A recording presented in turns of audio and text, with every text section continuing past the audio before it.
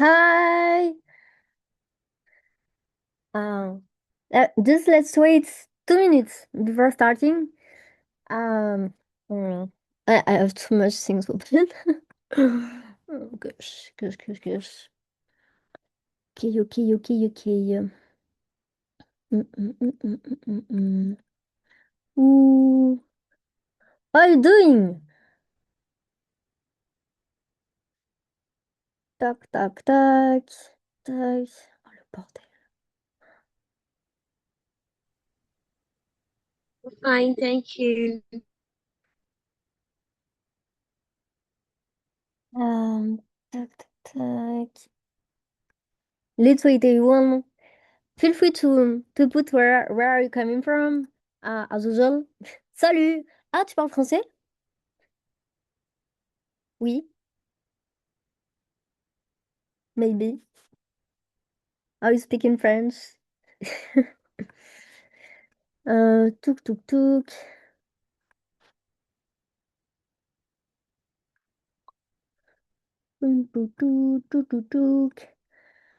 We just released a big announcement, so that's why I'm like, like maybe too much happy. Um, tac.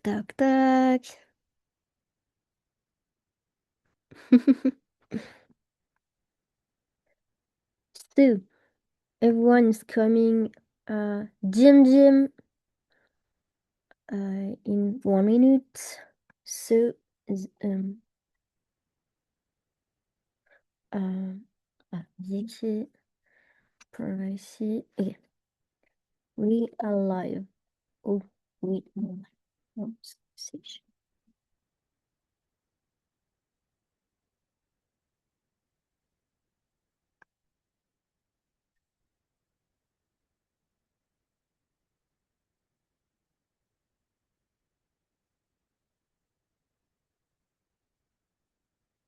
Tac.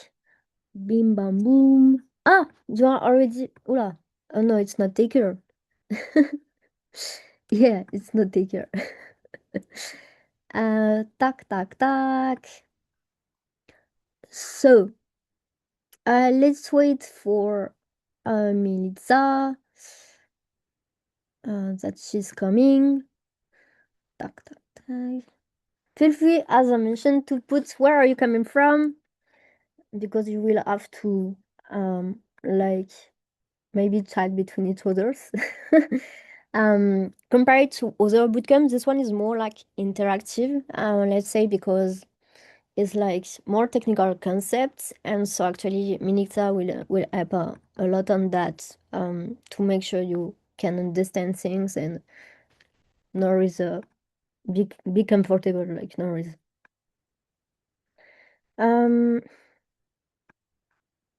you.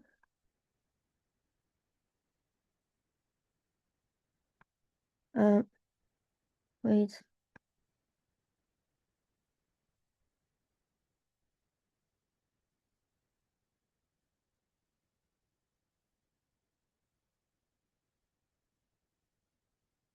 It okay. So, so. Um,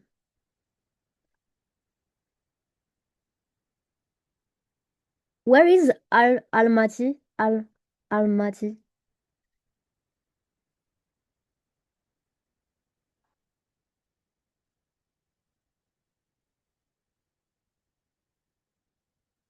Ah, stylé. Okay, nice. Kazakhstan. Well, there's a big, I think there are still like a bigger station for Solana, but let me check because Kazakhstan is like top 5 country represented for Colosseum, so it can be interesting for you to participate into it, right? Just let me check. Super Team Kazakhstan, something like this. Okay, so what's planning? Okay, Almaty. Oh no, there is a summit, the Solana summit. You heard about it? but normally they are writing something else. Um,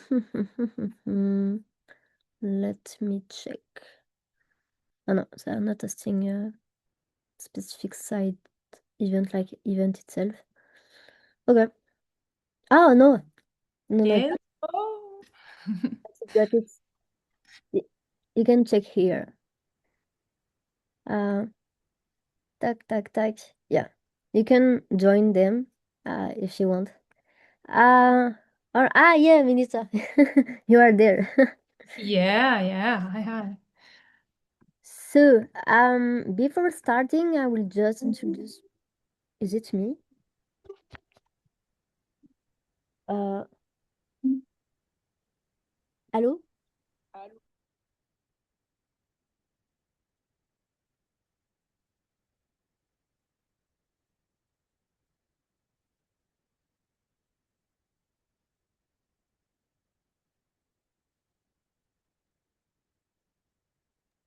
Okay, sorry. Um, okay. So yeah, Melissa will be your teacher. And just yes, before starting, I want to introduce briefly so what's going on. Um, so ZK and Paris Bootcamp. Yeah. So normally you join these courses. So let me know if it's not the case. Actually, let me put it on the chat. So it's where you will find our resources itself. So yes, let me share a bit my screen. Tac, tac, tac, share. Okay, here. So basically here you will find our resources like travel with the war. So what will happen for each week? Recording session. So after each session, you will find like the YouTube link to play the recording itself, etc., etc. So and if Melissa has additional things to put, she will put it too.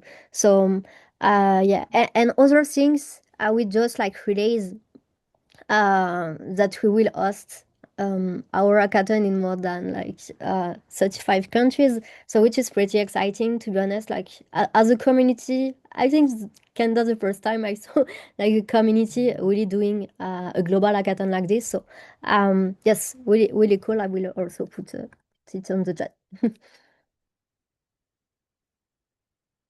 You have the stage. Thank you so much, Celine.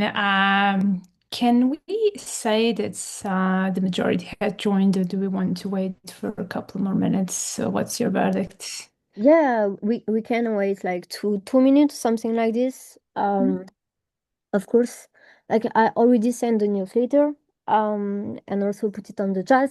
But I can also put a message on Google Classroom. Yeah. Yeah. Okay. Yes. Tac tac tac. Because actually we are like around 60 members on Telegram. Okay, let me put that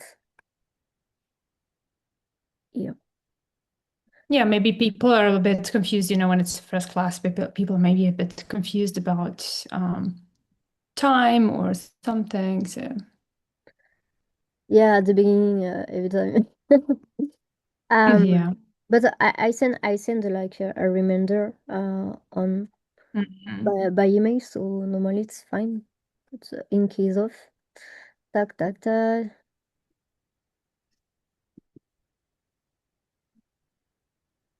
Okay, all right. I just sent a recap. So yeah, Niali wanted to come, but why she can't? Um, I know there are some people cannot join. That's completely fine. There will be a recording, but those that can, just to make sure that we are aware that they're joining. yes. So, uh, let me check.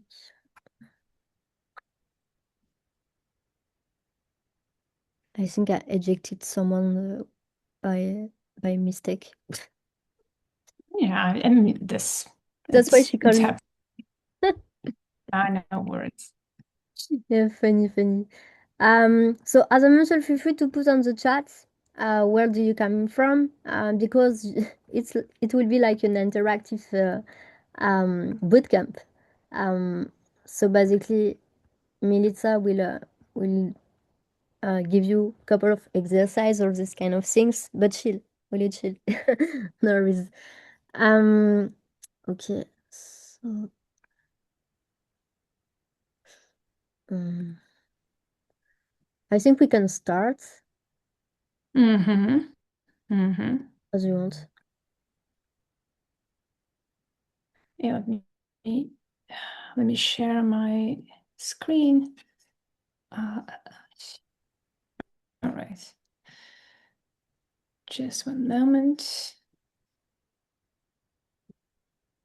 Tac, tac, tac. I Ah, mean, Rocio. just She was already part of the yeah. previous one. Cool. Okay, okay, super cool. So let's see. People are joining from Argentina, Nigeria, Ecuador, yes, Uruguay, Venezuela, India as well, India. Perfect. We have people from around the world, like Celine has in her background, right?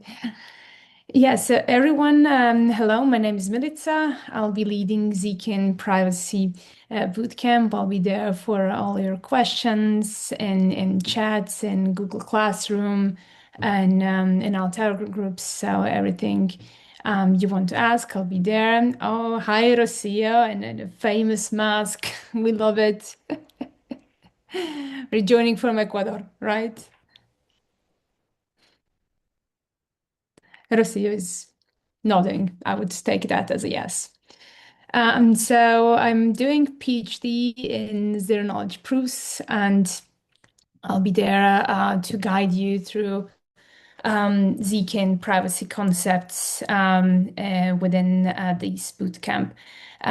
What we will try to cover is foundations and to make you prepared for, yeah, let's go, Rocio, yeah. To make you prepared for diving into ZK on your own. There are a lot of tools that you can use for creating zero knowledge proofs, a bunch of languages.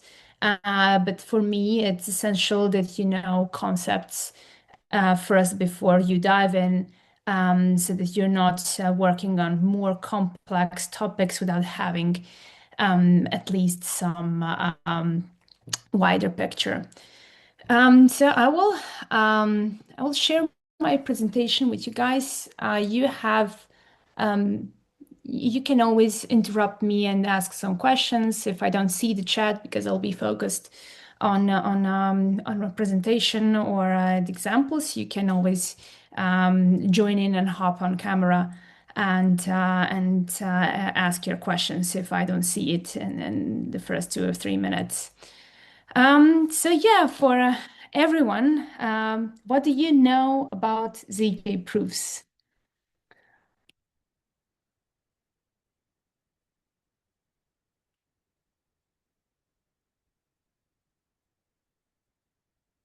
Don't be shy on. Feel free. Yeah, yeah, yeah.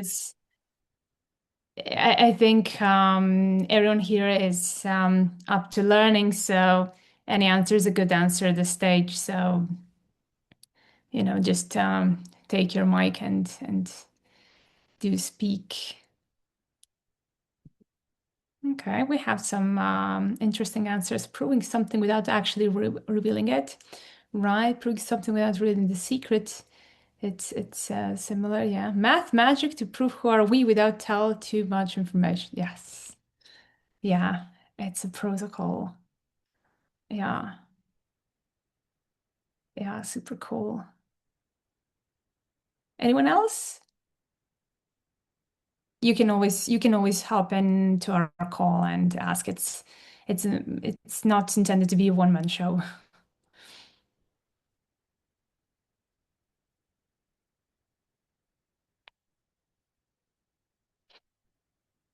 All right, we have a couple more answers showing the Um, nudge.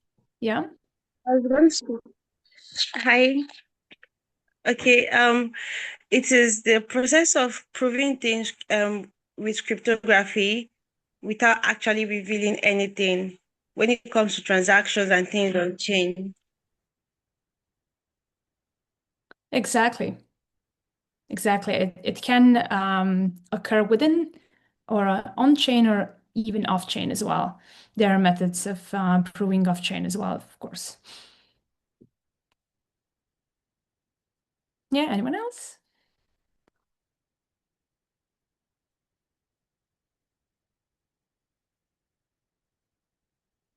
Yeah, the program, the verifier. Bravo, Kevin. Super cool. So people are coming with some knowledge of zero knowledge proofs to this class. Cool. Let me try sharing my screen to see the presentation. All right. Let's see. Do you guys see my presentation?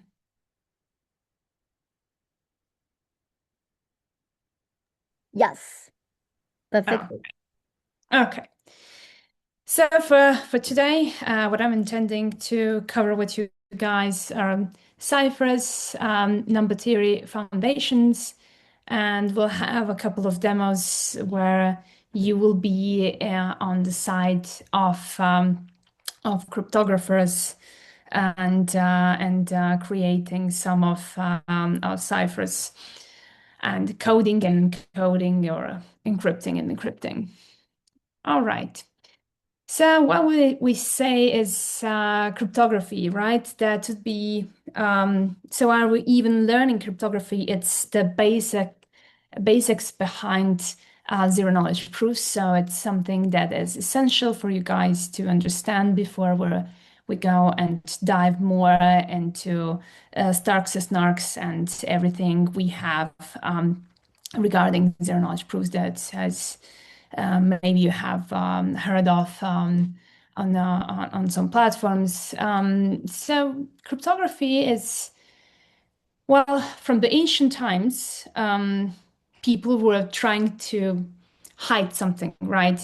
You don't want to have everything about you written in front of your home and like having your keys to your apartment or for example, I don't know, the password to your bank account and anything. So we wanted to make things more secure, and we needed secure communication. And cryptography took, well, it took the spotlight, especially around military operations, where if some message was intercepted, it would definitely mean that that the whole operation was compromised, that some battle could be lost, or where some sensitive information.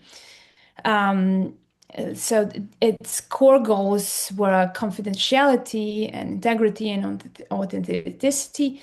So why is that? So you needed to have confidentiality because no one else should have access to your message. Integrity because you want to know that no one intercepted it and read it and maybe even changed it.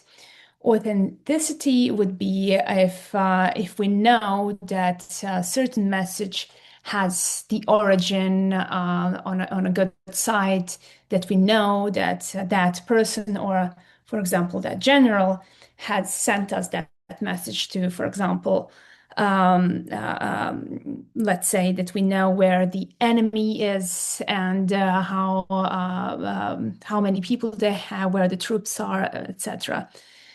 So how did it start?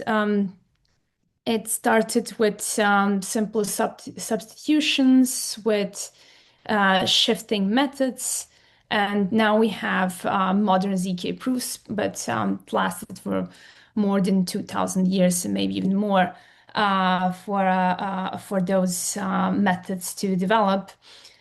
And also, like if we are looking at cryptography on a general level, we will have symmetric and asymmetric cryptography. What does that mean? So a basic example of symmetric cryptography would be if, for example, you have a key to your home. That's the key that both locks and unlocks the door. And with asymmetric cryptography, you will have one key that locks something and one another pair key that unlocks it. You will have uh, two keys, and we'll see it in further classes. So a bit more about historical context. We will see Caesar cipher, that is shift cipher. Uh, you will maybe someone heard about something called Skital as well. That's also a shift cipher, but using some stick, for example. Why was Caesar famous for that cipher? It's because he used it for communicating with his generals. So Roman Empire had a cipher system for that, and we'll see it in further examples, but text was actually ciphered with shifting everything by a fixed number. For example, instead of A, you will have not B but C, etc. But we'll show everything in a plain example later, and we will play with it. With substitution cipher, you will see that you will have unique letter mapping. So one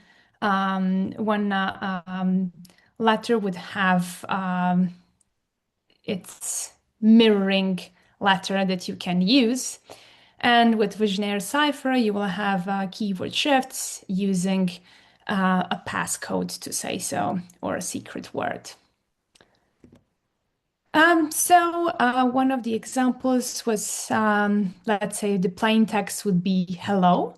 And if we use three shift method, it would be something that we really cannot recognize what this is. In English, maybe it means something in some other language, but with this, like we wouldn't know, and that would be a message that would be sent across the Roman Empire, which was a vast one. So it was very good for that time, so more than 2,000 years ago, where people were, first of all, not all people were literate, and then even if they were, they would see some, well, to non-trained eye, it would be some gibberish words that wouldn't mean anything, and then it would be sent like that, and some other person would decipher it on the other end of the empire. The weaknesses, of course, exist. It's frequency analysis. Why is that? Every language has frequency of letters that are being used in language. So, for example, A has the biggest frequency in most of European languages, and that can be used to, well, some crypto analysts' advantage if we're using some easy brute force ciphers like Caesar cipher is. Why is that? If we are shifting letters, let's say by three, then if someone has text with more than 1,000 words, they will see that the frequency is retaining, but in some other letter. And they would say, they would take, for example, the biggest frequency letter, and they would see maybe it's a letter C or D, and they would exactly know the shift from the most frequent letter, and they would use it to guess what your shift number is. Any question around this? Looks like no. If I saw something, I will tell you. Okay, okay, sure. Just because I want to wrap this part, so maybe someone has some a question around Caesar cipher that or regarding frequency analysis or something that we can answer immediately, and of course we can always come back to this slide. Okay, so then what do we have? We have substitution cipher. That means that we have mappings of letters. So, for example, like A can become Q, or B can become some other letter, and we would need to have sort of matrix that we know which letter is becoming what letter. It's of course it's stronger than Caesar cipher, but of course, as we have mentioned with frequency analysis, it could be easily breakable because it would retain the frequency properties of letters in the language. Every language has a different frequency of letters, and yeah, if you know which language is used, then you would know the frequency of letters, and like it can be retained within 1,000 words. It would be easy for that. Then we have Vigenère cipher. Why is this important and why is it interesting? It's using keywords. So, or as we use it, as we call it, passwords, or you can use whatever word for it. But the thing is that you need to know methods, right? So, how does it look like? You will have a plain text, and then you will have keywords under it, and you will process it with keywords, and then you will have output of text, and that's how it's being sent. Yeah, for big enough keywords, it's been considered unbreakable, but of course, with advanced methods, nothing is secure. And I have to tell you, as someone who worked in cryptography for the military, that there are basically like nothing is considered unbreakable. It's just that we do not have some tools at the time or computing power that we can decipher all the things. But with enough time and resources, even if it's for I don't know, for some of deciphering methods that we have, cryptography methods that we have today, sometimes it's like 1,000 years of processing. It's something crazy. So it's like, for now, we're good, but we never know if we'll have some breakthrough like what's quantum computing or something similar that that we can use for finding out the plain text. So yeah, never take that for granted, and have that in mind.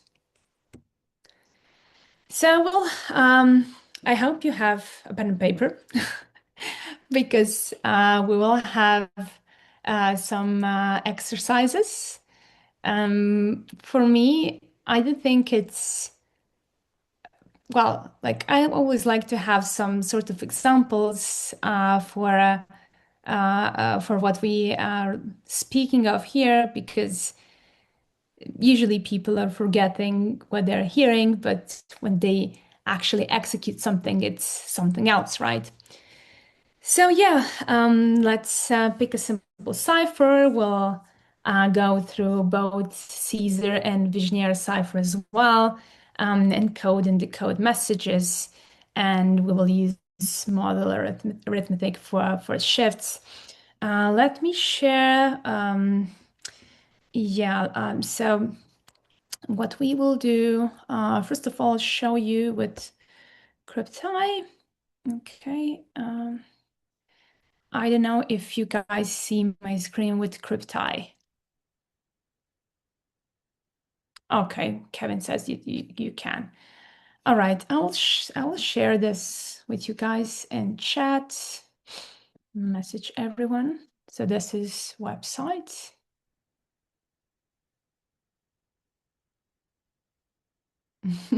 Someone is commenting quantum computers are an area. Cool. So guys, if we go here, we can try and see like, okay, like in this case, if we're having shift of 3, this is Caesar cipher, you should be able to, once you go to this website, it will offer you Enigma or something else for the first, as a first option, but go and find Caesar cipher. It's under ciphers here.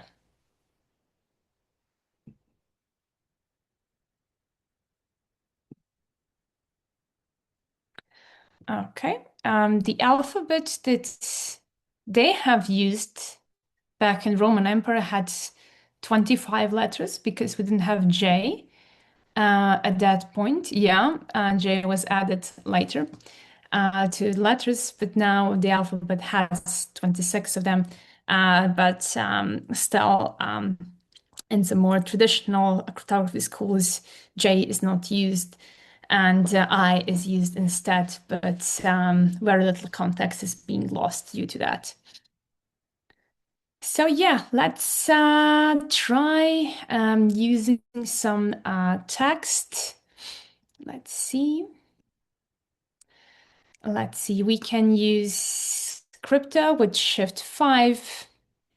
Let's try, let's encrypt crypto, right?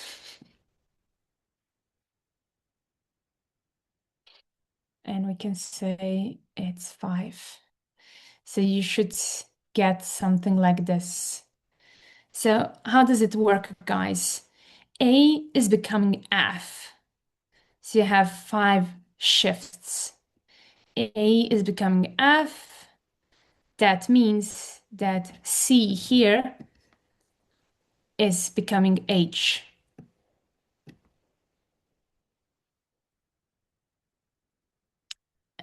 Someone is... Do we have Julius Caesar here? Nice.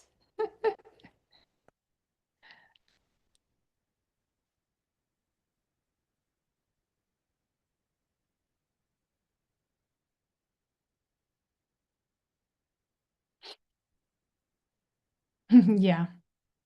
White space better removed. Yeah.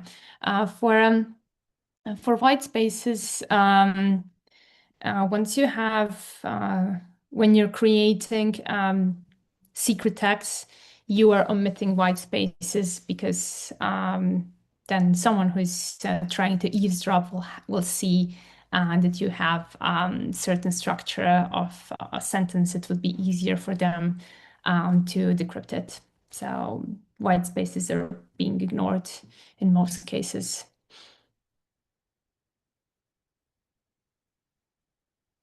Okay. So once you have, so we should do something that's manual as well. So when you're writing, when you're using Caesar cipher, I'll show you how to do it manually.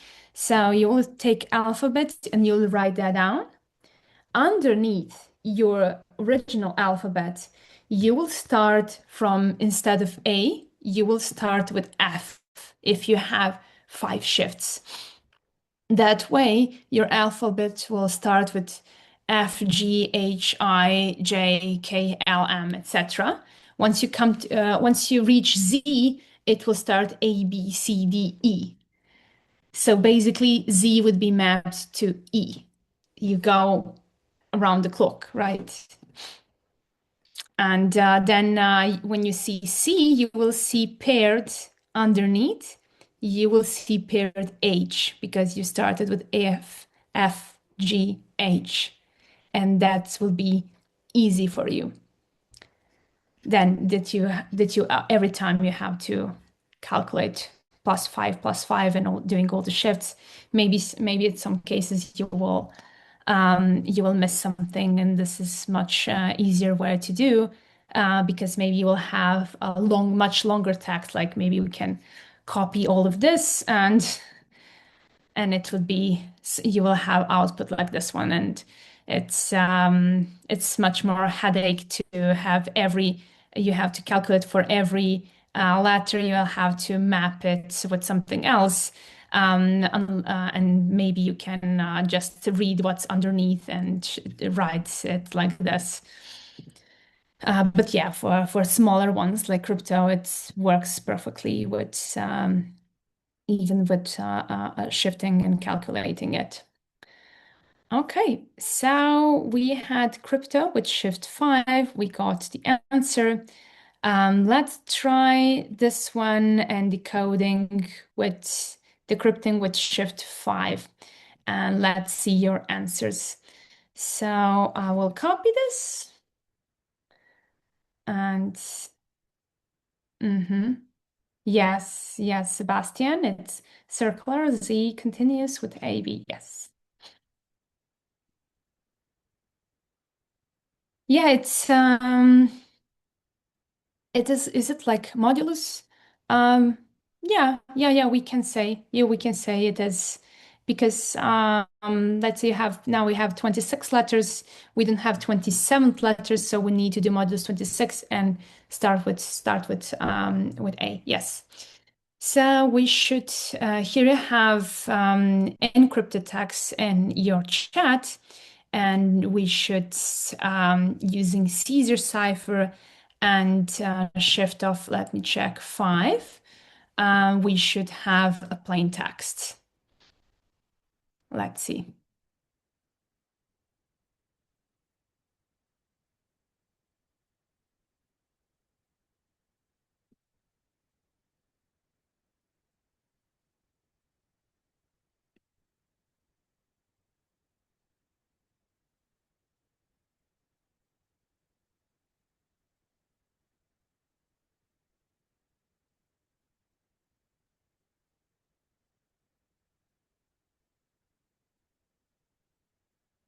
Feel free to write that down and read. So what would M map to the original alphabet?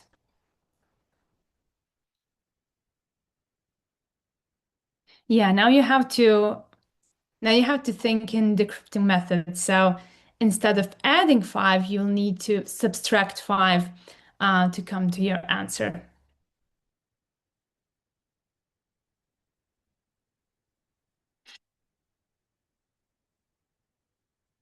Since it's decryption, not encryption. So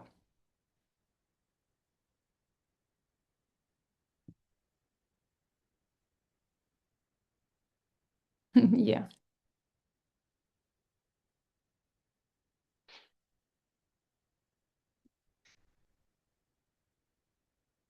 Okay, let's give everyone the chance to focus and decrypt it.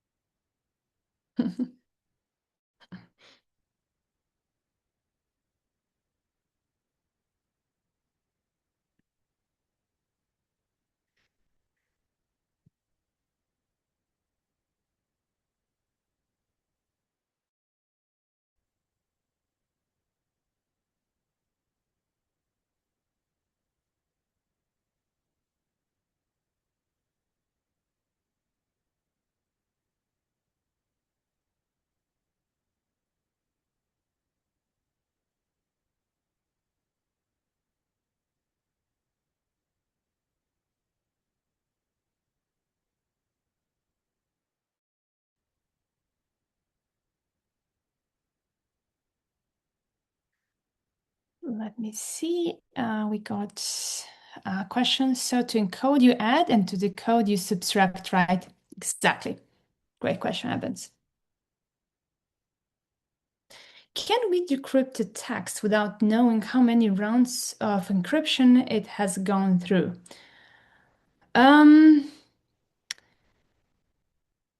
Yeah.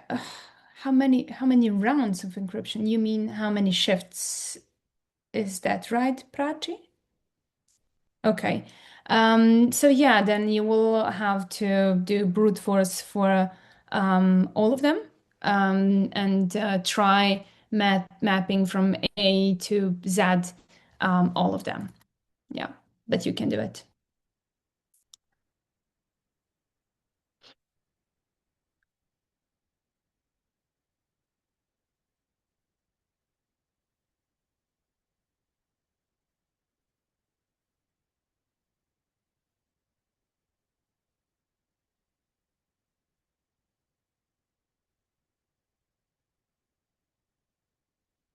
All right.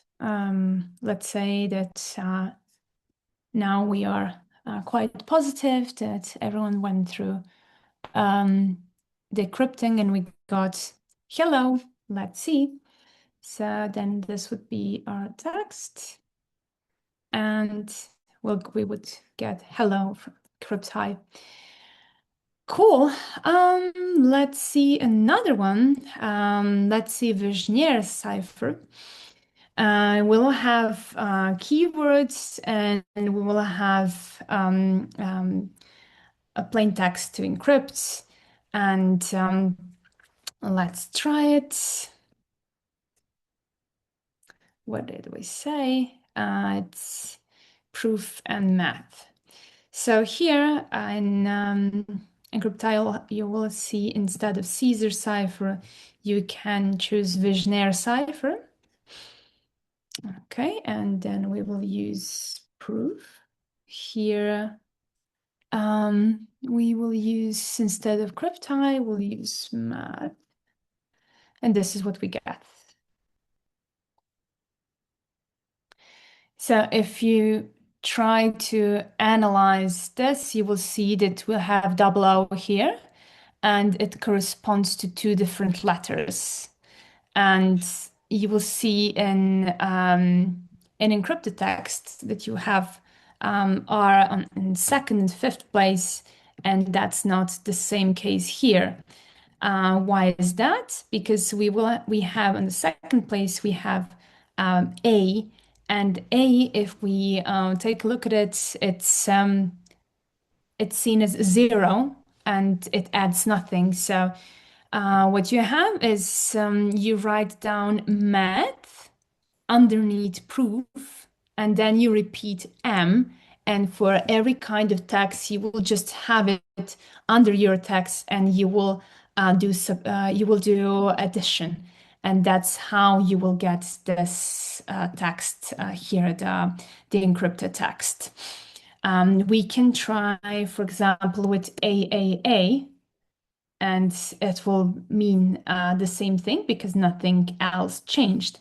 But if we try with, let's say, AAB, you will see that the third letter became something else. It went to one up, to say so. So instead of O that we have here, it became P. It shifted. But if we continue with B here, you see that this one shifted as well. And if we do another B, F shifted to G. If we say it's B, B, B, B, we'll have all of them shifted for one place. And you can play with this key. You can write something else, but let's say it's, for example, it's math. But yeah, like you can play with it and with even bigger keys that you have. It's not usually practical, but yeah, anything that's bigger than the plain text is it's not that useful because it won't be used. The rest of the key won't be used for it. But yeah, of course, you can try it out. Any questions around this?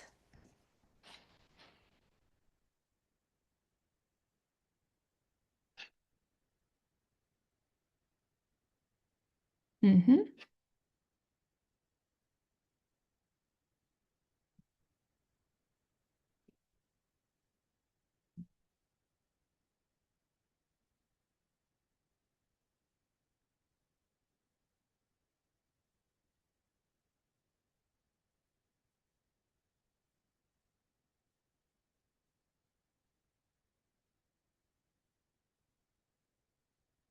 Description of engineer.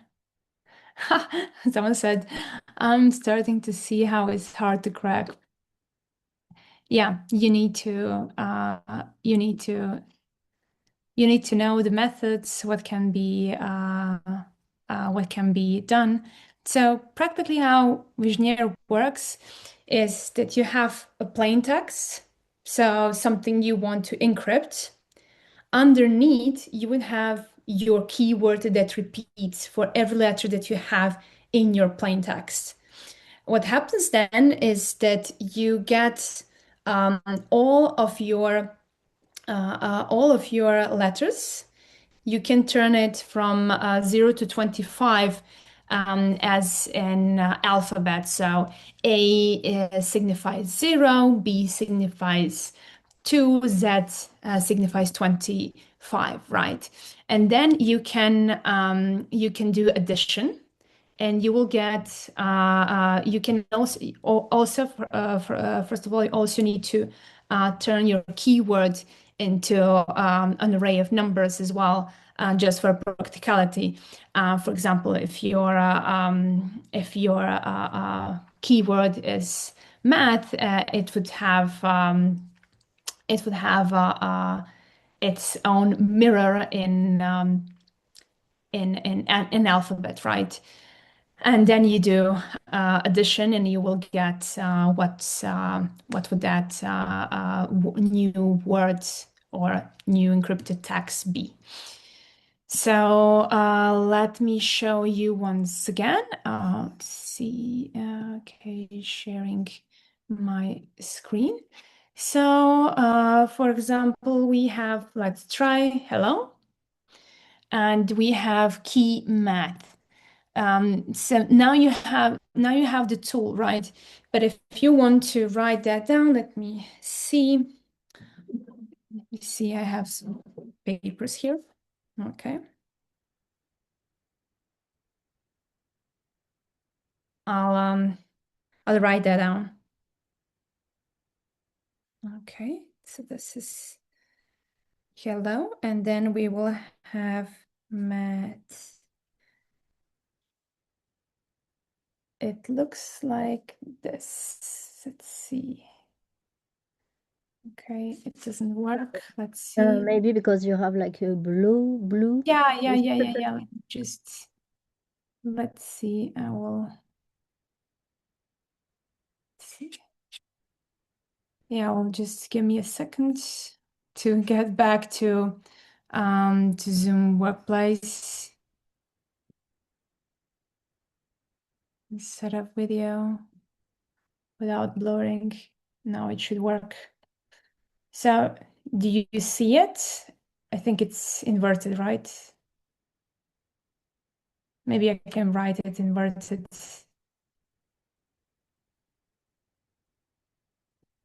So this is hello, and underneath you will have math, and then you will repeat the first character M, and you will have it at the end. So all of these letters, which is plain text, you will turn all of them into a number in alphabet. So what number would be H if A is 0 and Z is 25?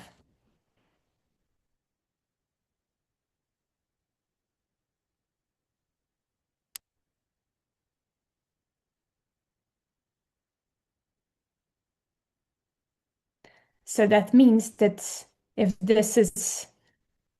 this one is 0, A will not move.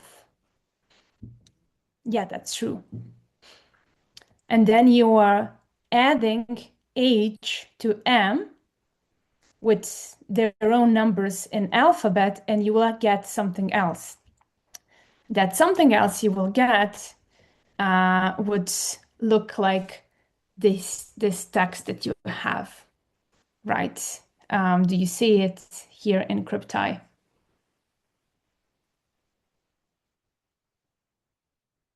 So this one did not change places, but this one did.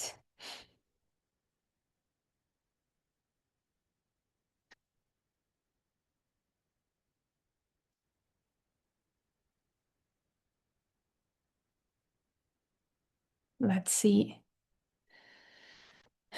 The text, yes, exactly. So with the keyword B, B, B, B, it will all add 1, and you will shift all of the letters to the next letter in the alphabet that's being followed.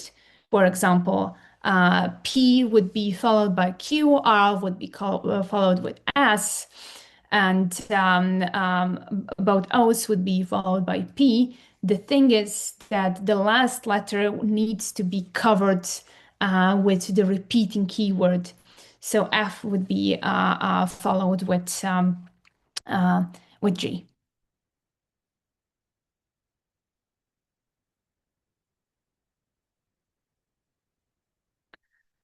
Let's try it and let's show it. Let's use it here.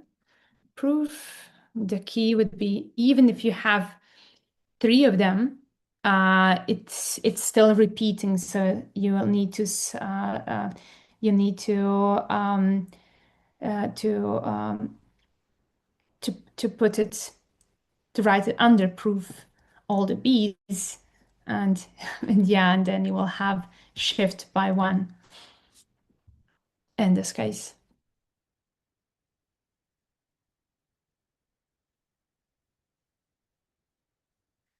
Cool. Do you guys want to challenge to try and decrypt now that we have learned encryption of Vigenère?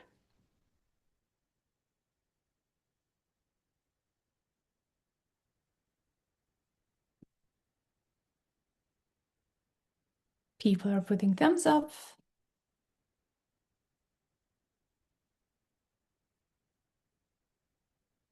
So you will have text to decrypt.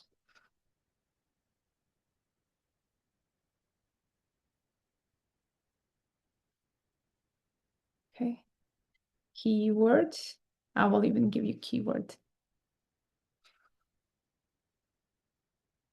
How much time we have for decryption? Take your time. No pressure.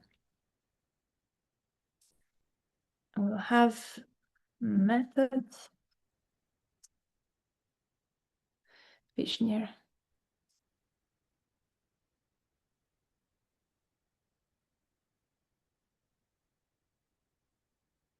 Here you go. So we have put our text, keyword, and method of encryption in the chat. Do we see it? Text to decrypt, keyword, and method.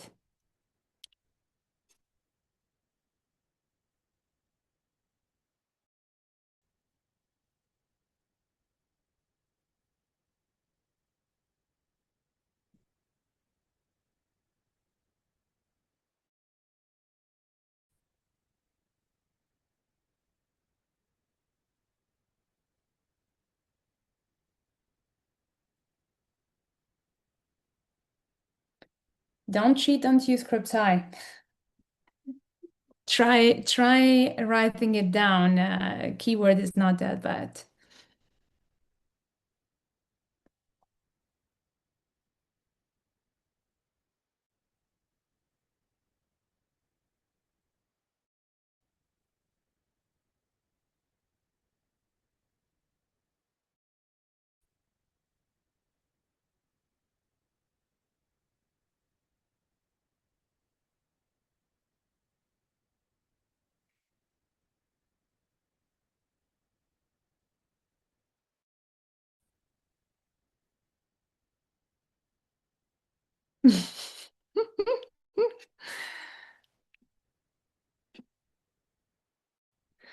Someone's commenting that the first few letters gave it away. Yes, yes. You see, for decryption, it's important that you do not see the spaces. Yes, the key math is repetitive. Yes, math, math, math, math.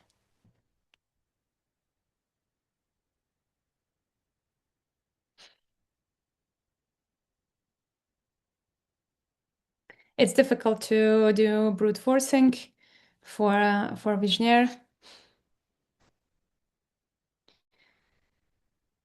especially if the key is as long as text. Good luck.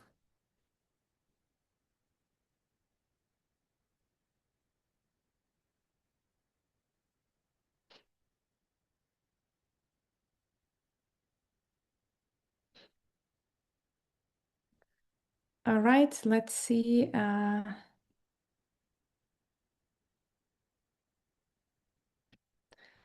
Let's go further.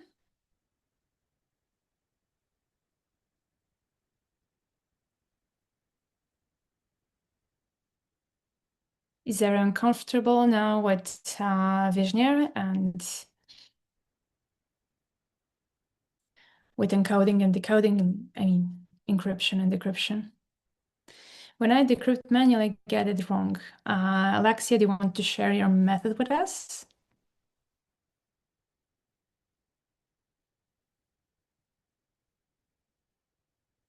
Happy to help here.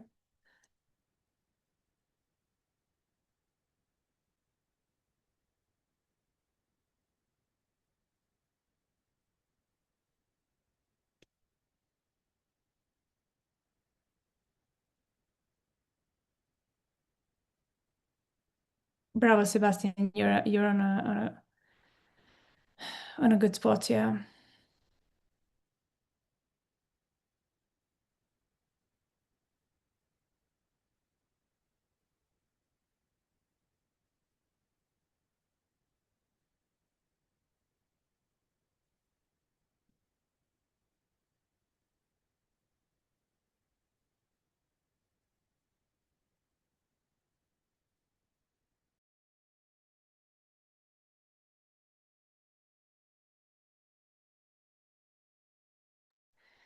Okay, let's go further with our class. So I'll be sharing more of modern cryptography. Do you guys see my screen? I hope so.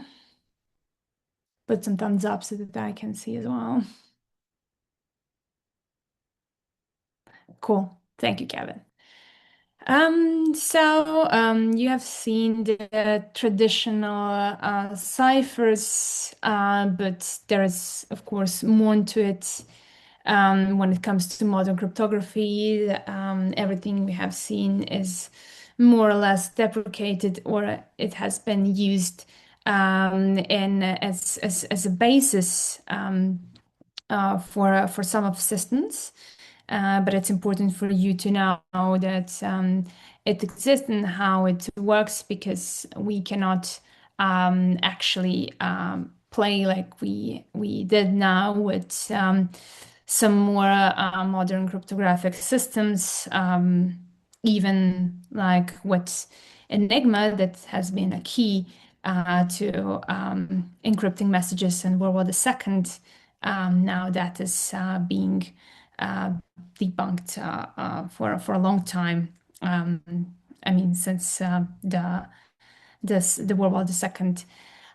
So what we can see here is something that's been used before, but of course, we'll devote more time to modern cryptography and the basis of zero knowledge proofs as well. So what we can do is shifting from puzzles that we got and diving more into maths, and I'll show you what tools we have now.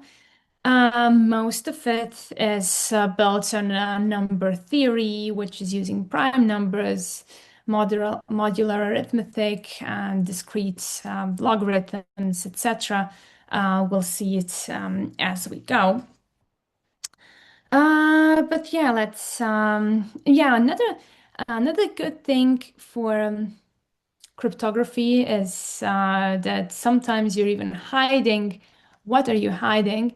And that method is called steganography, where sometimes you have a plain text that doesn't say much. It's some simple message, but if you know where to look, or you have some padded paper, you would be able to read the message. And in the past, steganography has been used to hide messages in pictures, in books, and like in some, let's say, plain sight, but unknown to an untrained eye. So yeah, let's go further with this, and let's start with some number theory. So why is number theory important? Unfortunately, we cannot cover the whole class of it, but we'll go through basics of it. And of course, if you are more interested, you can always ask for more materials. I'll be happy to provide. So number theory is the foundation of RSA, Diffie-Hellman, elliptic curves, and it deals with primes and modular arithmetic, and we'll show some of the examples, and we'll see that we also use modular arithmetic in everyday world as well. What do we know about prime numbers? They are, by definition, nothing divides prime numbers. And why are they used? Because if you have big enough prime number, you will need to check if it's a prime number by trying to divide it many, many times until you reach that last one. Here are the examples. I'm sure we all had prime numbers in school, but prime numbers are something that is a foundational block of cryptography, especially the modern one. And we will see some examples as we go through our lessons. Also, a greatest common divisor. That is dividing both of numbers.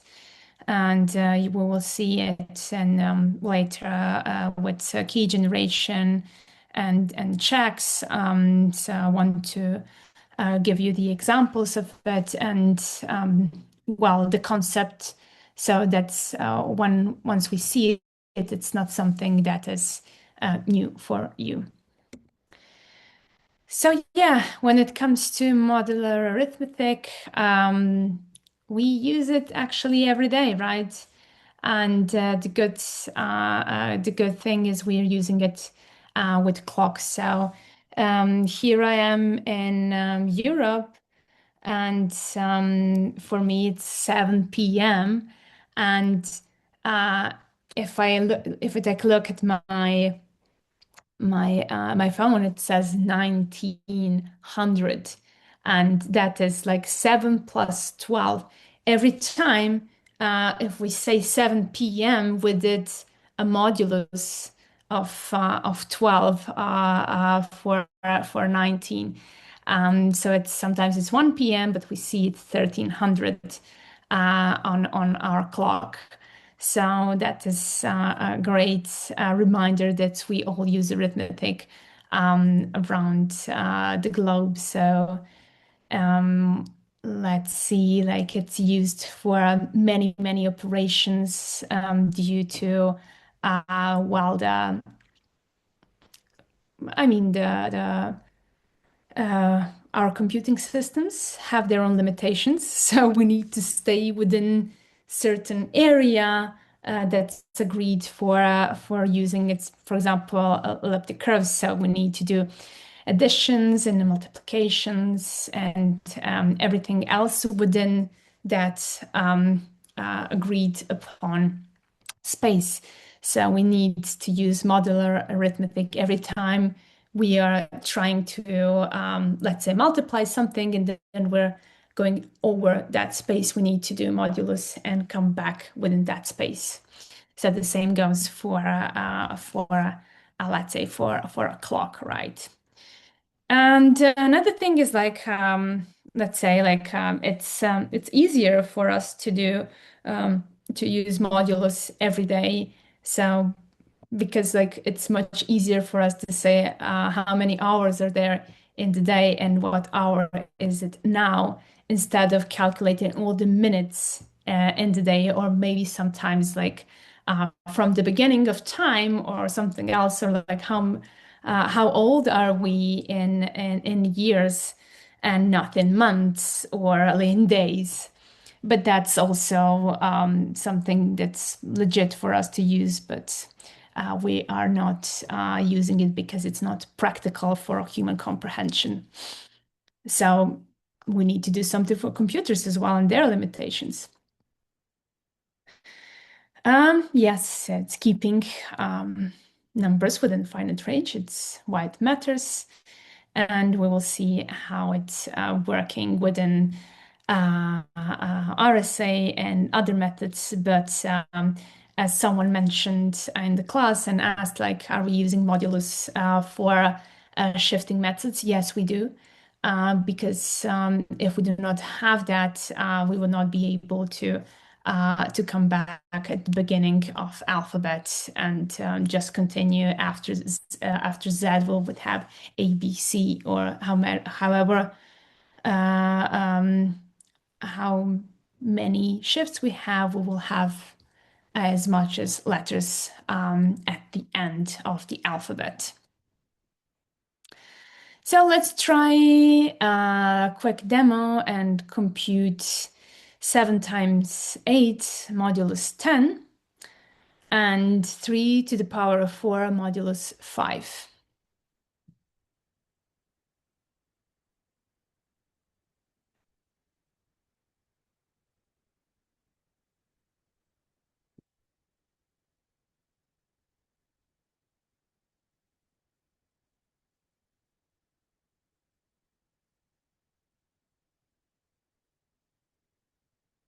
It would be the best if you guys are trying to use pen and paper just to practice a bit.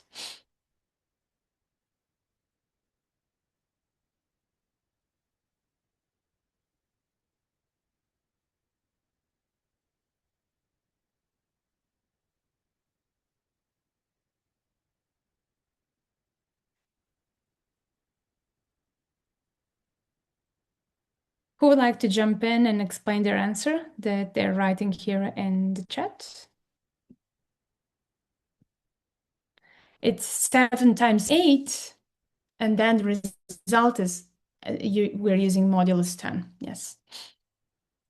So Sebastian, like we have bracket around 7 and 8, not after mod. Option is what we are using.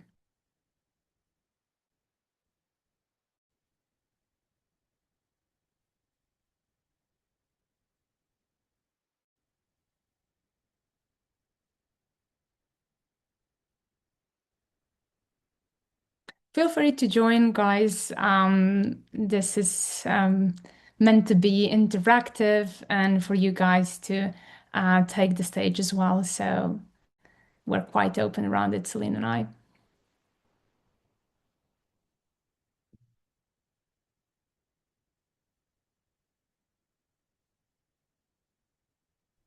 So for the first one, 7 times 8 is 56. And for mod of 10, it means it can take 10 figure. So I did 56 divided by 10. That gives you 5, remainder 6. So that's the answer for that. Exactly. Abims, you're right around this. That we'll have 6 as the remainder, and we'll take it for the result of 7 times 8 modulus 10. Anyone else for the second example?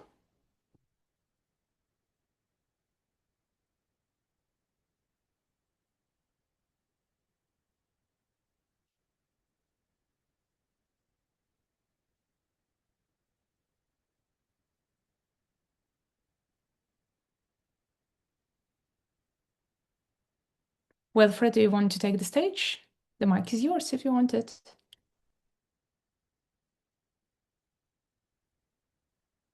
Can you hear me? Yes, we can. Go ahead. All right. For the 7 times 8, it's just like you said, just like the clock exactly. 7 in normal arithmetic, 7 times 8 gives 56. But since this is mod 10, we are like looking for the maximum number of rounds of 10 that can go into the number in question, and then what will remain after that. So 5 rounds of 10 can go into 56. 6 cannot go because it's not 60. So 5 rounds can go, and the remainder is 6. Just like with your 24-hour clock, you have 14 as 2 p.m., something like that. So the same thing applies to the other one. 3 raised to the power 4 is 81 normally. And 5 can go into 81 16 times, and it's going to leave you with 1 as remainder. So although there are other methods to do it, but that's like the easiest. Yes, that is correct. And that's why we have, for the first one, the answer is 6. And as Abins explained, and for the second one, as Wilfred explained, it's 1. So let's take that we have resolved it. And if we do have any questions, we're open for it. Okay, so let's dive a bit into a group discussion. Again, feel free to take the stage. The mic is yours, the floor is yours. Which cipher seemed stronger for you of all of those that we have seen? And yeah, maybe more about discussions, more about discussing a bit where do you see weaknesses in these methods?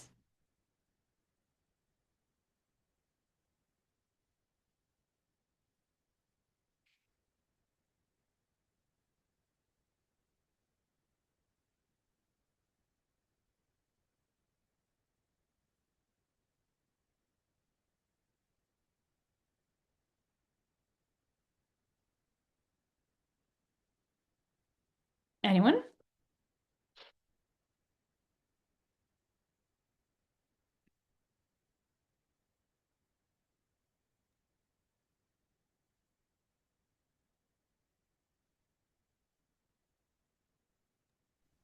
Okay. Okay. Yes, With the Wilfred?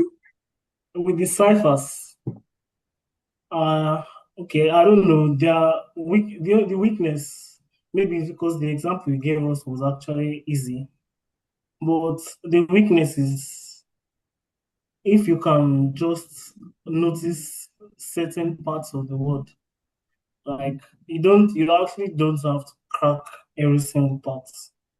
If you can notice some significant parts, I think you can intuitively guess the rest of the word and sometimes even the sentence.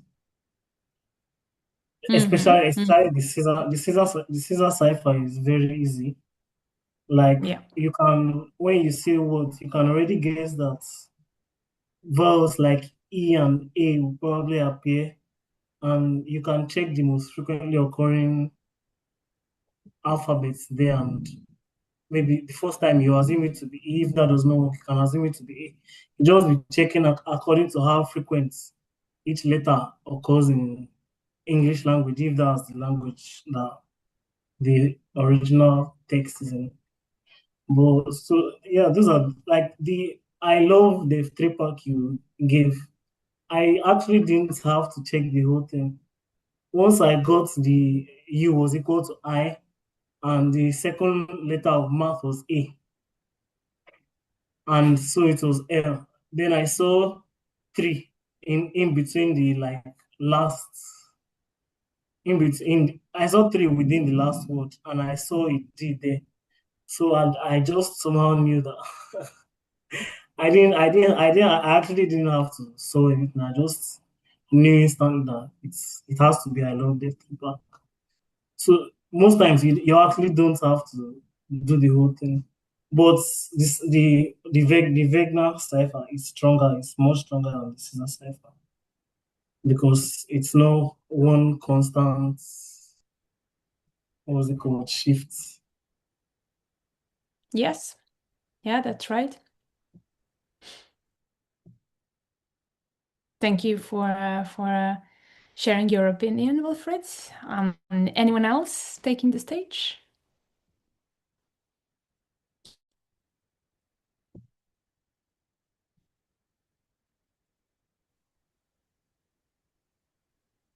Yes, Kevin? Oh well, regardless of which cipher seems stronger, as you say, there is not something like such a thing as unbreakable because if you have enough computer power, you could basically break any cipher you have. But of the three we see, I think the vignette is like one of the strongest for until now. And how did number theory help in encoding and decoding? Well, I think it's that it sets you like a range where you can use. So basically, it's replicable all over the world.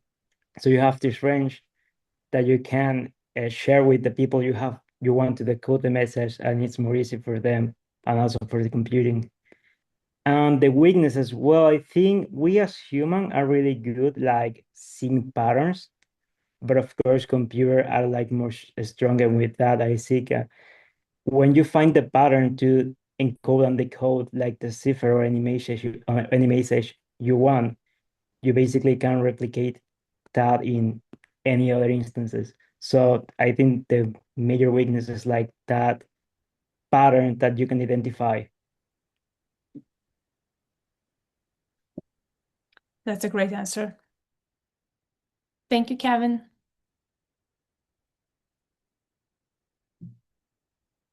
Anyone else?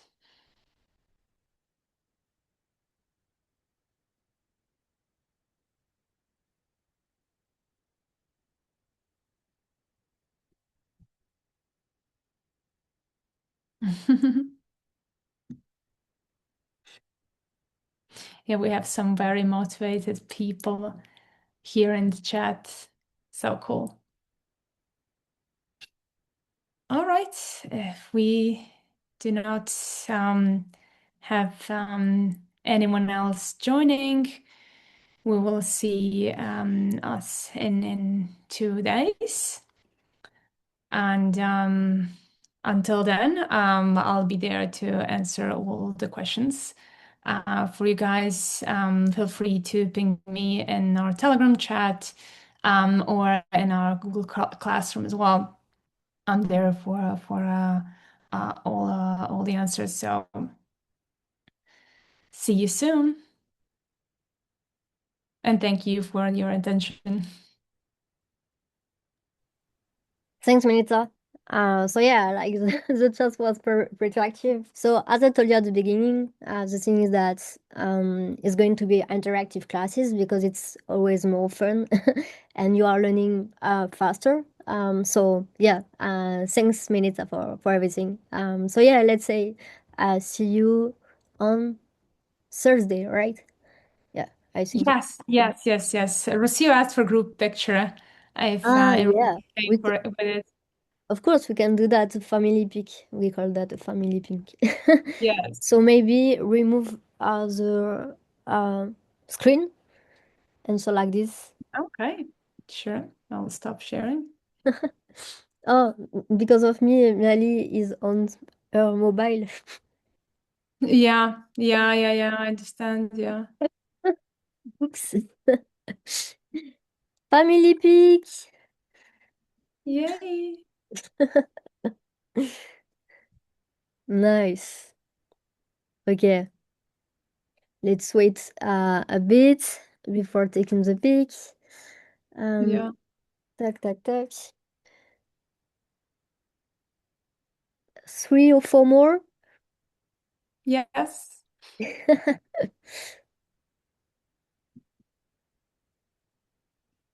Wait in a bit.